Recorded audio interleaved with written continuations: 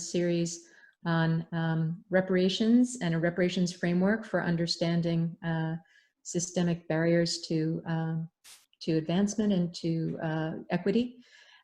We are very lucky to have Irami Osei Frimpong as our speaker today, and he will be introduced by Dr. Winfield. So I hope that you will learn a lot today. I know that I am eagerly looking forward to this presentation. We find ourselves in a position where we really have to invoke that most free of all disciplines, philosophy, which dares to take nothing for granted, which accepts no dogma, and for that very reason is in a position to deal with whether or not freedom has legitimacy and deal with the question of what it is. Now, I think we all know that philosophers are troublemakers. Philosophy departments that are not dominated by assassins of reason are hotbeds of trouble. And Irami is a troublemaker.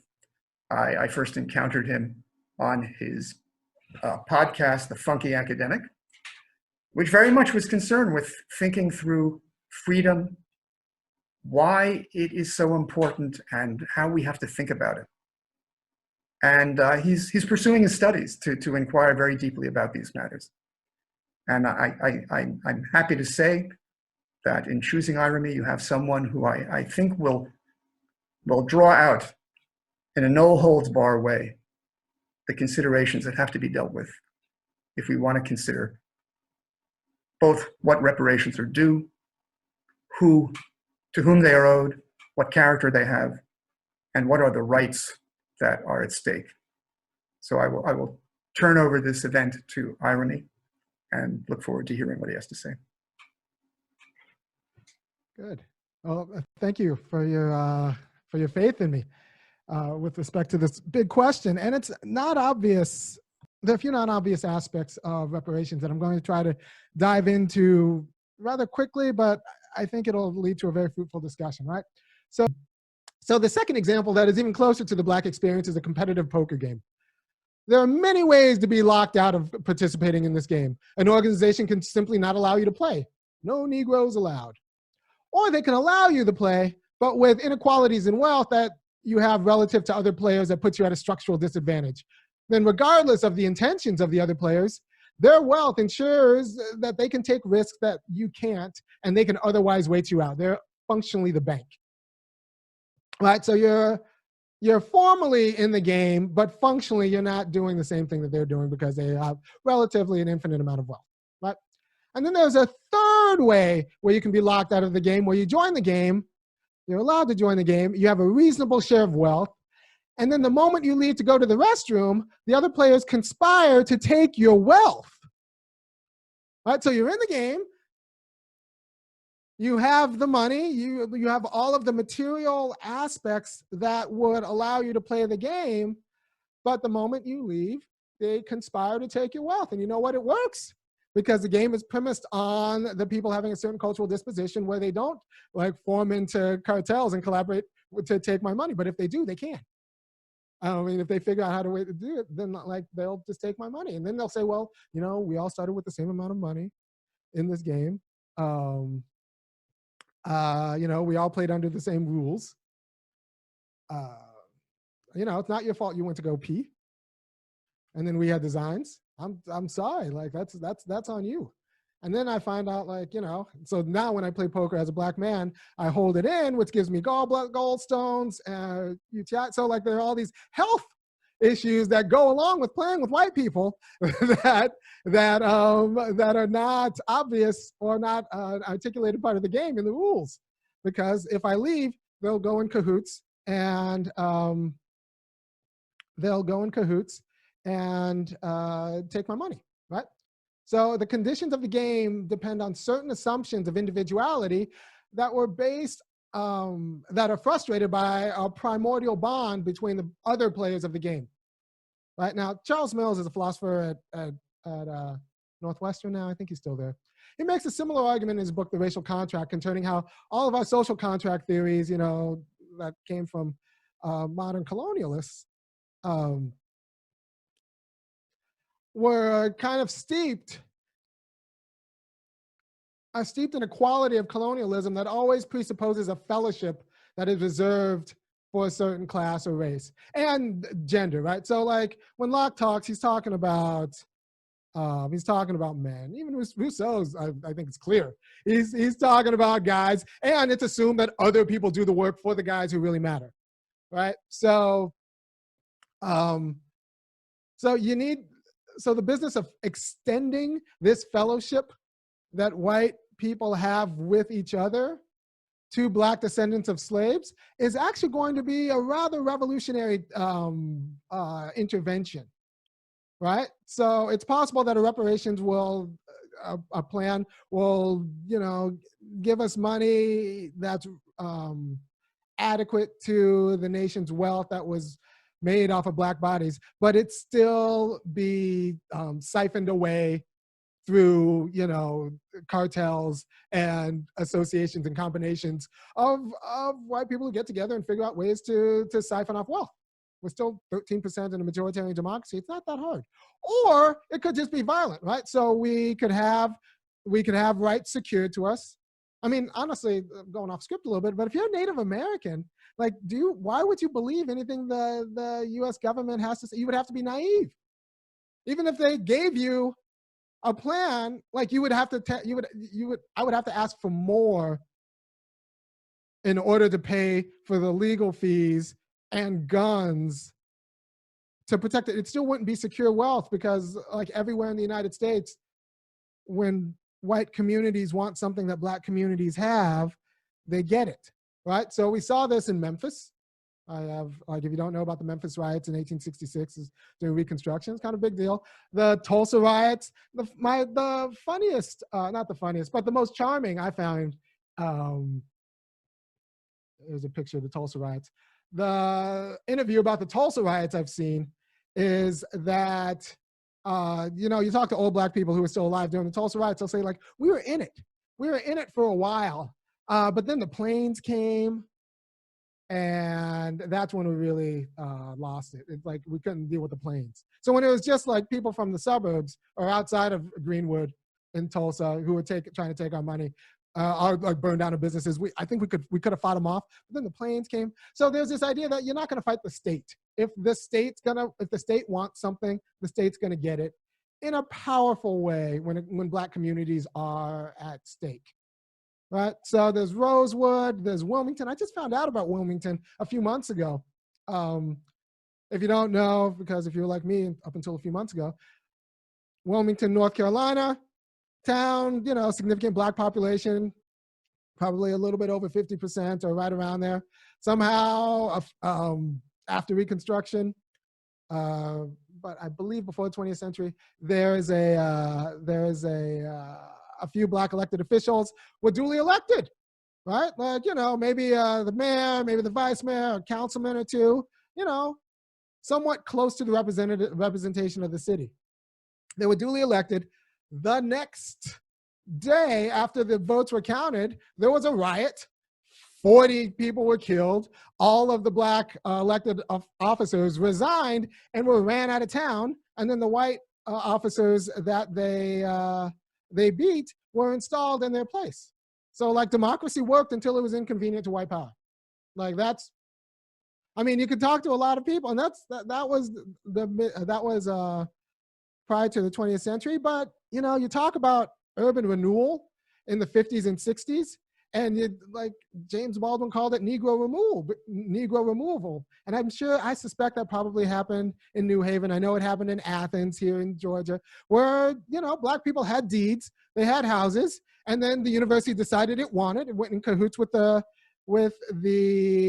city, and then Black people were scooted out. Those are cute deeds you have. You got to go because we want to build a dorm, right? That happened in the 50s and 60s all over America. Right, and then you hear stories about Atlanta during the Atlanta Olympics. It turns out some people were living in spaces where they wanted to build Olympic venues, so they were given pennies on the dollar and told to scoot. And we call it gentrification, but it's pretty much, I think, the story of what passes for Black rights, right? So my mom is from South Carolina. She moved out to California. with the Great Migration, like a bunch of people in her generation. And I was born in California. I'm functionally priced out of California. So I'm in Athens, Georgia. I would like to live in Oakland, in Northern California. I think it's very nice there. The weather, I went to college up there. I think it's very nice, but I'm functionally priced out. So I'm always kind of moving. And so there's a question about how free you can be and self-determined. And I'm always moving on terms that are not strictly my own. It's not as bad as being an adjunct yet, but like it's something close. So you're always moving on terms that are not strictly your own. And all of the rights we have are provisional. Even the deeds you have are provisional. I'll tell you one last story about that. Apparently in Decatur, where Emory is, they're kind of playing a game where they're trying to, gentrify, whatever you want to call it, and allow more people who want to live in Decatur to live in Decatur. And there are Black people who've been living in Decatur for a few generations, and they want those people to scoot. So I have a friend who wanted to live in Decatur, whose family is from Decatur, living in her family house in Decatur. And she has a hard time paying property taxes every year, but she does a little dance with the property tax board where she calls them and they work out a deal, and then she pays the deal over the course of the year, and it comes close. And she's been doing this for 10 years. But then 3 years ago, she did her yearly call to the property tax board to figure out, like, all right, so how are we going to make this work? Because I don't make a lot of money. I'm just a regular Black person in a Black person's job, and the taxes are kind of high now.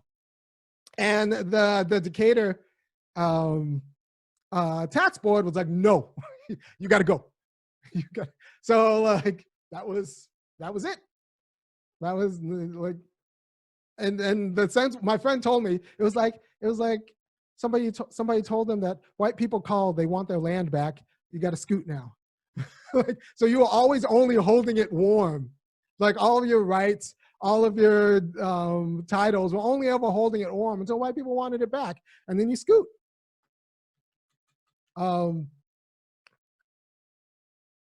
So lastly, so those are two concrete scenarios. Lastly, I want to give you a situation of earnest money. So when you're buying a house, I don't know how many of you guys bought a house, but when you're buying a house, it conventionally takes a few weeks for the mortgage to clear and the requisite inspections to come. However, the seller must take the house off the market while the buyer is dotting the I's and crossing the T's for the property, right? So in order to address this situation, we've come up with earnest money as an artificial institution of brotherhood. It is a material support of good faith that is a fraction of what the house value is worth, but it's just enough to show the seller that the buyer goes forth in earnest. That the buyer goes forth in earnest. And that way, it still means that if the inspection is bad or something bad, the buyer can pull out, but this is a serious attempt, and you're not going to be punished for trusting me in going to the bank and trying to buy your house. And if the seller took the house off the market and the buyer just kind of left because the buyer got in a mood one day and left, then the seller would be punished for trusting the buyer and taking the house off the market. So the buyer gives, I think it's 3% earnest money to show they're serious about buying the house while they get the rest of the down payment and all of the other cash available. So the seller feels comfortable taking the house off the market while the buyer goes to the banks and gets the money. So the goal of the earnest money is to show the seriousness of future ventures. And this is the situation of Black Americans. Like beyond material redress for extracted labor and imposed degradation, what kind of reparations are required so that Black Americans know that the US government is serious about not being captured by the anti-Black racism that intermittently erupts and reliably finds state aid when Black communities start to amass power? So this is where the talk begins in earnest with the question, what kind of cultural interventions on white cultural institutions, in addition to cash payment to Black cultural institutions and Black people, would show that the United States has given up its habit of capitulating to anti-Black racists? And you can ask the same question with Native Americans. What would it take to tell them like, no, really this time we're serious. Because without that, any money is still like defensive. Any money is provisional. Any institution is like, we're giving this now because we feel nice, but then once we feel insecure, like that same state, because we are a democracy. So that same state made up of these same people under different cultural institutions are going to use the full faith and the power of the government to take it back because, you know, we thought we were comfortable sharing power with you. But then like when you actually opened up your mouth and started doing things, we wanted to take it back. I'm sure there are lots of Black people who have worked in organizations that, you know, thought they were very good with diversity until you were a little bit too Black. And or you know, maybe if you're a woman, a little bit too much of a woman, and then they were like, why, like I didn't know they were going to make us nervous, can we take that position back? So what kind of reparations will deal with that psychological element, that cultural element that shows like we're serious this time? No, really. Or is it going to be like Lucy with the football, you know, where Lucy says, no, Charlie Brown, I'll really hold the football this time. This time will be different. And then he's like, well, okay, Lucy, I'll trust you this time. And then, you know, that ends in tears for at least Charlie Brown, right? So what kind of cultural interventions? Because without this show of sincerity, any other kind of talk of reparations is provisional as the promise of reconstruction. I think there should be museums of white terrorism. Museums of white terrorism. They can be themed. Look, we have the Shoah Museum in LA. There are Holocaust museums. We need somebody needs to tell white people about themselves, and it should be curated by me or someone I train, right? So we need, everywhere there's a Confederate monument, there's probably some sort of horror story of like a slave grave, of a mass genocide nobody talks about, or a lynching that nobody talks about, or a ritual castration, which was also part of lynching that nobody talks about, which was kind of weird and kinky, and like they were selling balls in drugstores, they were pickling them, and like, so like these, lynching was the form of terrorism that was normalized in a way that we're not particularly comfortable with, well, not like exposing, but the institutions that normalize it culturally are still there, right? There's a great book called Behind the Mask of Chivalry about the Athens clan, because apparently Athens didn't burn all of their clan like all of the other clans did. And Nancy McLean, I'm pretty sure she's at Northwestern, she's a historian at Northwestern, went through the clan documents and like just kind of listed the institutions that from which the Klan, she went through the minutes and saw the institutions through which the Klan recruited. And it's all the same churches that are still in town, and it's all the same institutions that are still in town. And what are we going to do about that? Like, have they really gone through a deep theological transformation and change to a quality of liberation theology that would make Black people feel comfortable? No, it's the same church that their grandparents went and their grandparents went. Like it's substantively the same theology that was very comfortable with Black people being occasionally terrorized by good Christians.